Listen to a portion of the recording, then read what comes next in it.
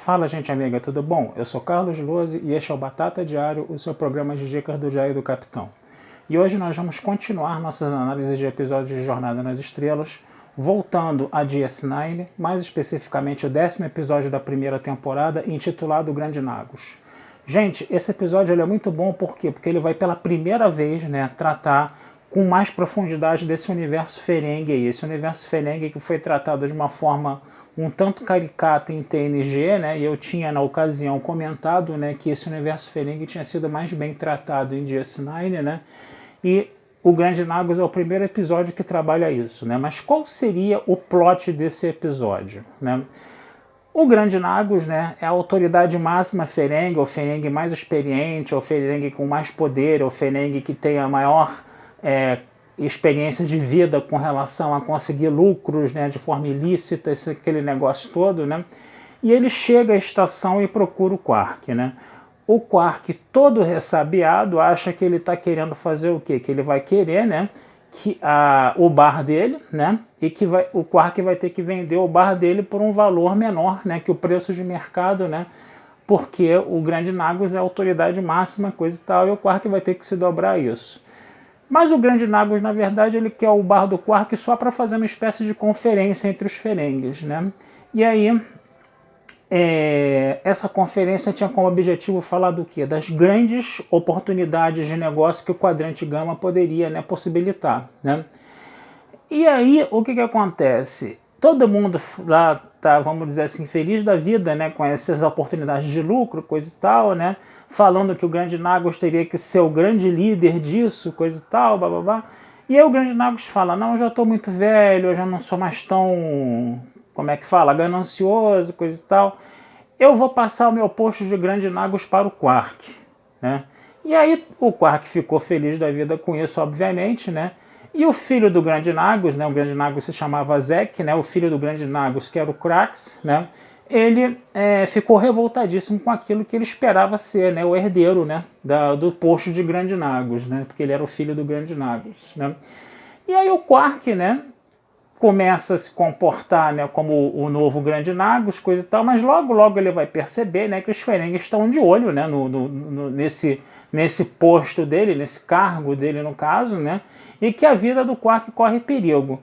Aí o Quark ele vai conversar com o Grande Nagus vai dar umas dicas lá, seja implacável com qualquer dúvida, com qualquer Ferengi com que você tenha dúvida, cerque-se de Ferengues que tenham, vamos dizer assim, que você tenha confiança, mas nem tanto, porque todo Ferengi é ambicioso, bababá.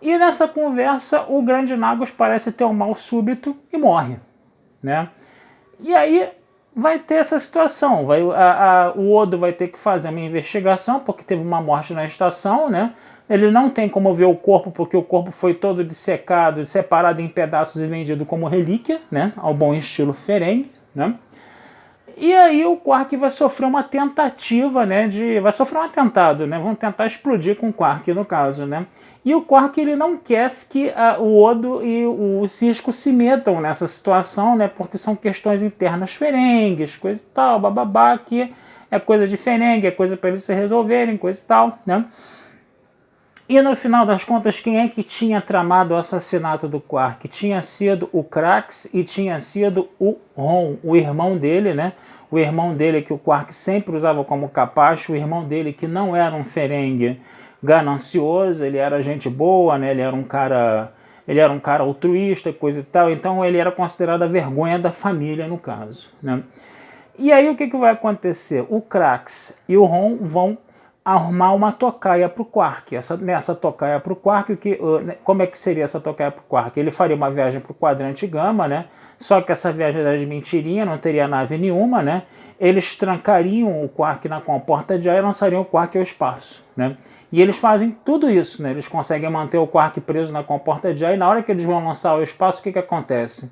Aparece o Grande Nagus. Quer dizer, o Grande Nagus ele não tinha morrido. O Grande Nagus ele tinha fingido a morte dele, para mostrar, para ficar vendo, como o filho dele lidaria com a situação, Porque ele botou o Quark lá como Grande Nagus, ele queria ver como é que o filho dele ia reagir a isso, E aí o filho dele tentou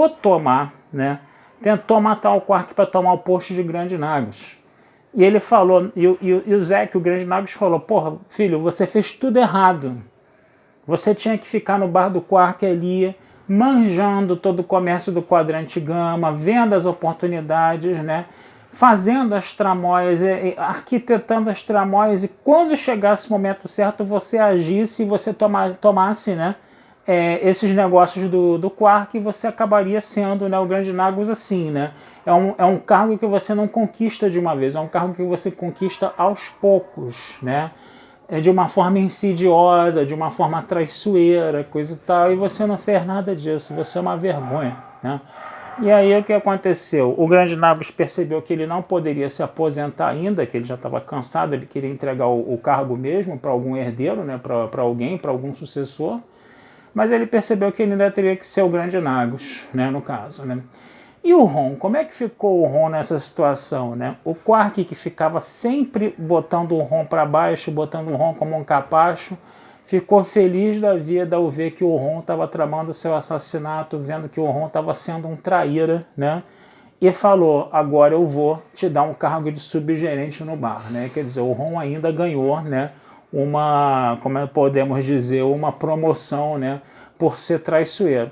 Então esse universo Ferengi, né, que lembra muito o do capitalismo selvagem, né, dos séculos 20 e 21, né, ele é muito interessante. Por quê? Porque ali o que acontece? Você é eficiente se você for um traíra, se você for uma pessoa traiçoeira, se você for um sujeito que está buscando lucro e que você não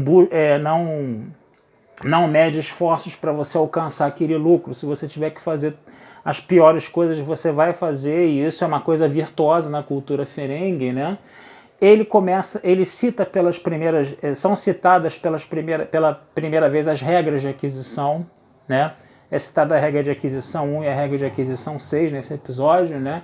Então, quer dizer, essa coisa começa a ser trabalhada, esse universo Ferengi começa a ser trabalhado, né? Que é um universo interessante, né? Ele funciona muito como alívio cômico, né? Porque ele funciona numa lógica completamente numa ética completamente subvertida, né? O que a gente tem como noção de ética, mas na vida real a gente vê muita gente fazendo o que o Quark faz, né? Porque esse capitalismo selvagem que existe aí no mundo, né, ele ainda tem essa característica, né? Então é muito interessante você ver esse universo Ferengi aí. Teve uma história B. A história B era o quê? Foi o desfecho, né, o desenlace, né, do problema do relacionamento do Jake com o Nog, né, no caso, né?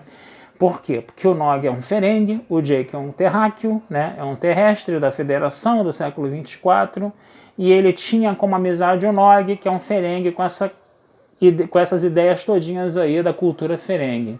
Então, o Sisko sempre achou o Nog uma má influência para o Jake, né? E isso volta a ser trabalhado nesse episódio, mas a grande coisa aí nesse episódio é o seguinte: o Jake fala sempre pro Sisko o seguinte: tá, você não fala que a gente tem que interagir com outras culturas, que a gente tem que considerar a diferença, a diversidade, agora você não quer que eu seja amigo do Nog, coisa e tal. Então, quer dizer, é muito interessante a gente ver que essa coisa de meu filho está com más amizades, ele vai para o mau caminho, coisa e tal, às vezes pode ser, né, muito uma visão de preconceito, como foi a visão de preconceito do Sisko para com, né, o Nog, no caso, né? Porque o Nog estudava na escola, né, junto com o Jake, né? E aí o que vai acontecer? Quando o Grande Nagus chega, né, o Grande Nagus descobre, né, que o Nog está estudando numa escola, e o Grande Nagus acha aquilo muito horrível, né, uma grande tristeza, coisa e tal. E aí o Ron, né, que é o pai do Nog, né, diz que ele não pode mais estudar na escola. Então o que vai acontecer? O Jake vai começar a dar aulas particulares às escondidas para o Nog.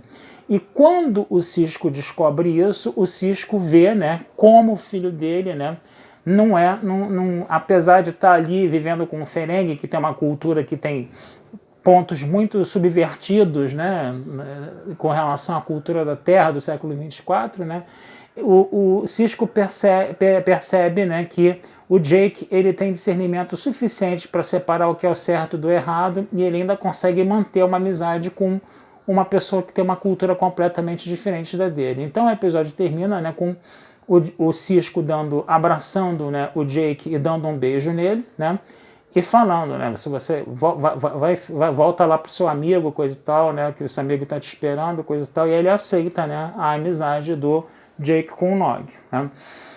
Uma coisa que eu acho muito legal nessa relação entre o Sisko e o Jake é o seguinte, que o Sisko, até por ter perdido a esposa dele, né, até por ter fortalecido os laços dele com o filho, porque a figura materna não existe mais, né, é muito interessante você ver como o Sisko e o Jake se relacionam, né, sempre aquela coisa muito carinhosa, né, eles se abraçam, eles se beijam, né, em público, né, não só no contexto privado, dentro do lar, dentro dos aposentos, mas também em público. O Sisko, ele beija o filho dele na frente de todo mundo. E eu acho esse ato do toque, do abraço, do beijo, eu acho eles muito interessante, entendeu? Por quê? Porque, queiram ou não, a gente está falando, né, de uma série que está sendo produzida numa cultura anglo-saxônica que não valoriza muito o toque, né? Uma cultura mais reservada que acha que o toque é uma coisa muito ousada, vamos dizer assim, né? E quando você pega um Sisko abraçando e beijando um Jake assim publicamente, né?